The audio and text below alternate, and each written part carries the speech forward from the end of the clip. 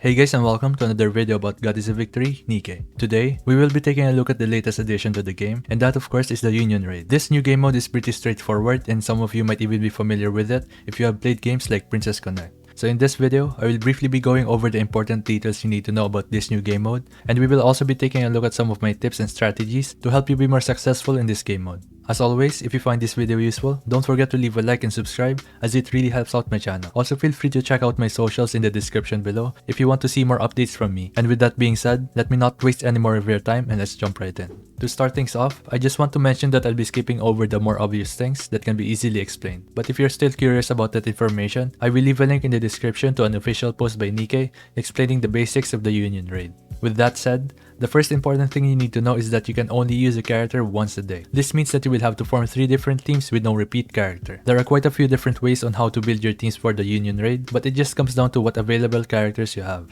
For one, you can save your best team for last, form a second best team for your second attempt, and then make a third best team for your first attempt. But in some cases, you might need to take 1 or 2 units from your best team and use it on another team. This is especially the case for healer units because most if not all of the good healers in the game are SSR units, so some players might only have 1 or 2 healers available. You really just have to figure out which compromises you can do if you want to min-max your teams. I also want to quickly mention that you should always remember to pass around your best equipment to the characters that you are currently using, just so you have a bit more CP for your teams. If you need help with your team compositions, feel free to tag me on Twitter with the screenshots of your characters and the teams that you are currently using. I will be more than happy to help you guys out. Moving on, my next tip is that you should have an idea on how strong your teams are. This one is not just for you, but also for the rest of your Union members. This is important because you would want to assign the weaker players to attack the bosses first, and the rest of the harder stages can be pushed by the top players in your Union. This will require a bit more coordination, so I recommend maybe setting up a Discord server for the Union so that you have a better way of communication instead of just the Union chat.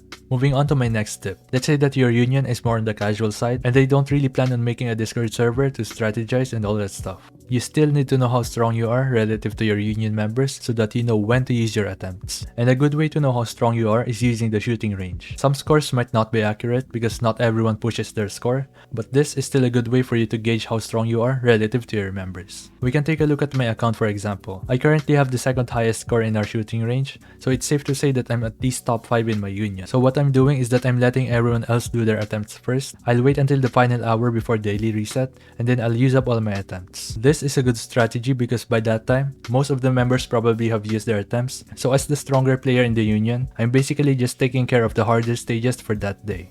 But if you're already in the more difficult levels, it can be a good idea for the stronger members to jump in if the boss is already in a phase where the weaker players struggle in. On the other hand, if you're a player on the lower side of the rankings, you can honestly just use your attempts whenever. Or you can also choose which boss is the easiest for your teams that you have. But with that said, the best option is going to be in my next tip. This one is for when your Union is on the harder levels of the raid. If you are not familiar with how the bosses usually work, one player can basically fight the boss, deal some damage to it, and after that, the next player fighting the boss will start at the phase where the last player left off. This can be an issue for some of your members who might not be strong enough to instantly fight the boss on the Berserk stage. Take for example the Stormbringer. During the second half of the fight, his attacks are more frequent and there are a lot more things that you need to shoot at. So some players might struggle more if they are immediately starting in that phase, compared to if they started at the beginning of the fight, which is a lot easier. So knowing this, a really good strategy for harder bosses is a coordinated attack, which means that multiple members should fight the boss at the same time. And this is the most optimal way because everyone will be starting the fight during the easiest phase, and the damage dealt by every player will still count towards the boss. So at the end of the fight,